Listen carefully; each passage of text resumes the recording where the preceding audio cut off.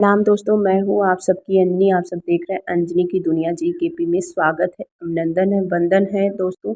तो कैसे हैं आप सभी लोग? आशा करती हूँ कि आप सभी लोग स्वस्थ होंगे, मस्त होंगे और अपने घरों में व्यस्त होंगे।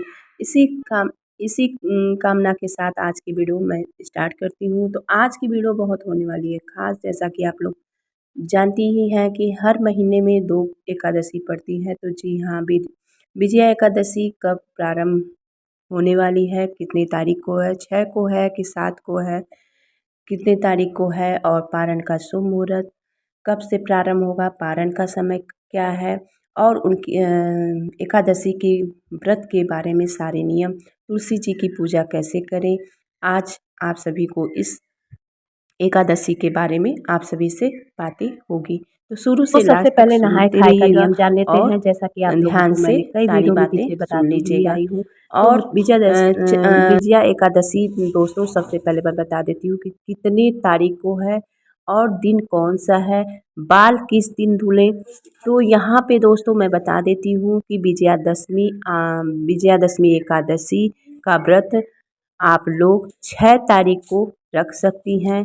और गृहस्थ लोगों को पहला जो एकादशी का व्रत होता है वही रखना चाहिए।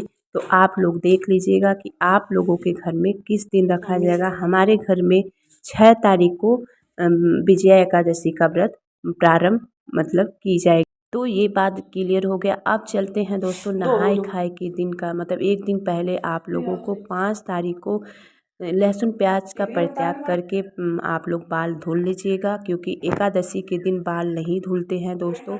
और ना ही तुलसी पत्र तोड़ते हैं, ना ही तुलसी जी को स्पर्श करते हैं। ठीक है, ये बात क्लियर हो गया।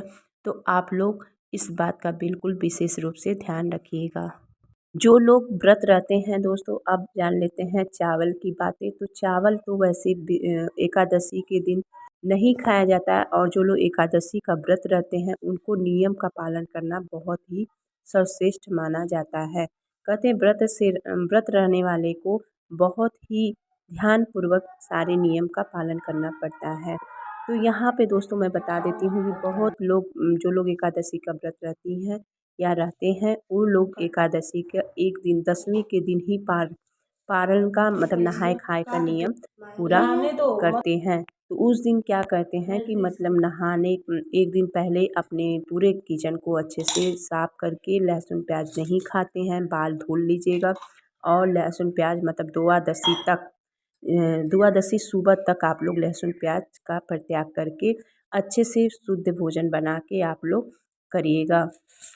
और जहाँ तक हो सके दोस्तों, साफ़ सफाई का विशेष रूप से ध्यान रखा करिए, चाहे वो एकादशी का व्रत हो, चाहे कोई भी व्रत हो। और इसमें एकादशी के दिन एकादशी का व्रत जो लोग रहते हैं वो लोगों को तो एकदम ही उनके घर में नहीं बनना चाहिए चावल। पर आप लोग देख लीजिएगा कि आप लोगों के घर में कैसे, बहुत लोग नहीं मानते हैं तो कोई ज़रूरत नहीं है लड़ाई झगड़ा करने की। आप लोग उन लोगों को खाने दीजिए, अपना आप कार्य करते रहिए।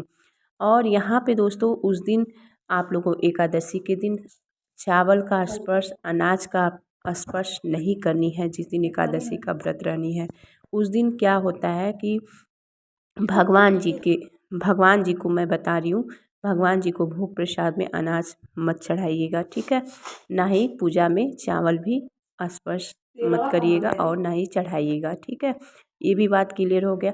चावल अगर आपके घर में बनता है तो आप लोग देख लीजिएगा। वैसे एकादशी से 10वीं तिथि से लेके एकादशी द्वादशी के सुबह तक पारण जब तक नहीं लोग कर लेते हैं तब तक चावल का परित्याग कर देते हैं।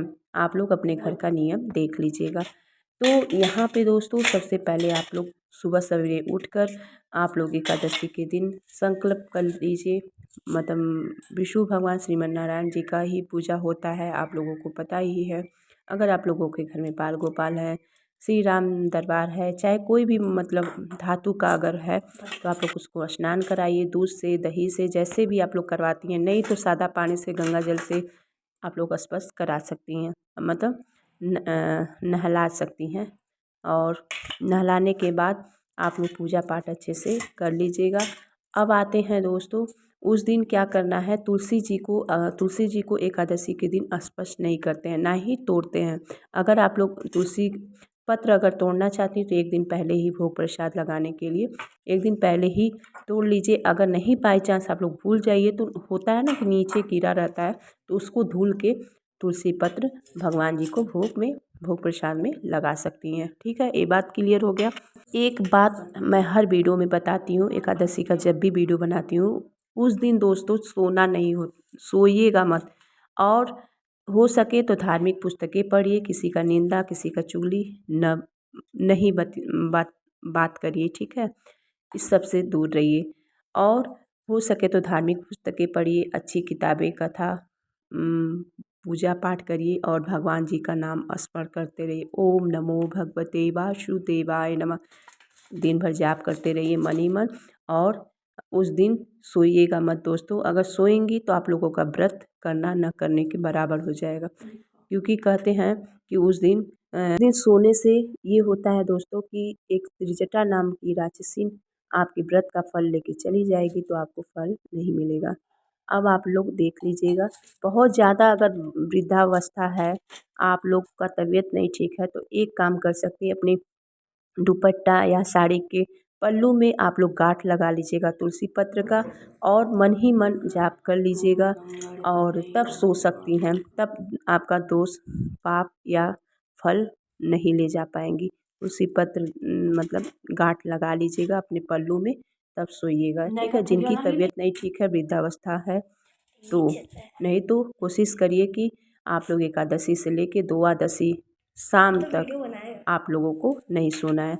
और अब जान लेते हैं दोस्तों पारण करने का नियम।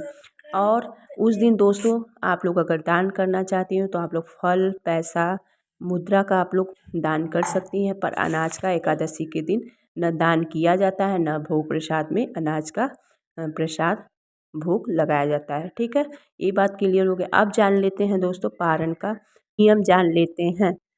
उस दिन क्या करना है दोस्तों, सुबह सवेरे उठकर जो भी दान दक्षिणा आप लोगों को देना है उस दिन आप लोग दान में अनाज का दान कर सकती हैं। ठीक है, एकादशी के दिन नहीं करनी है। आप लोग सुबह सवेरे उठकर नहा धो के स्नान करने के बाद पूजा पाठ जैसे होता है वैसे करने के बाद आप लोग व्रत मतलब उद्यापन कर लीजिएगा, पारण कर लीजिएगा। अगर आप लोग के घर सुबह सवेरे अगर भोजन बन जाता है तो ठीक है, अगर नहीं बनता है तो तुलसी पत्र, गंगा जल जो जो मैं बताऊंगी आप लोगों को समय, उस समय पे आप लोग पारण जरूर कर लीजिएगा। क्योंकि कहते हैं कि एकादशी का व्रत में जितना व्रत करने का फल मिलता है उससे कई गुना व्रत का पारण करना उसी समय पे करना उचित है।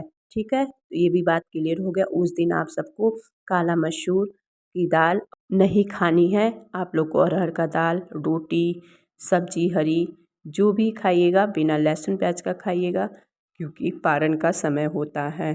ठीक है, चलिए दोस्तों जान लेते हैं शुभ मुहूर्त क्या है, पारण का समय क्या है। ठीक है, तो आप लोग सारी वीडियो को शेयर करिएगा। और थैंक यू इतना सुनने के लिए, आप लोग इतना समय देते हैं इसके लिए दिल से धन्यवाद। आज बहुत दिनों के बाद वीडियो हमारी जा रही है आप सबके पास। एक बात और दोस्तों ध्यान रखिएगा कि अगर आप लोग व्रत नहीं रहती हैं तो कोई बात नहीं, पर तब भी आप लोगों भी कोशिश करिएगा सारे नियम को अपनाने के लिए।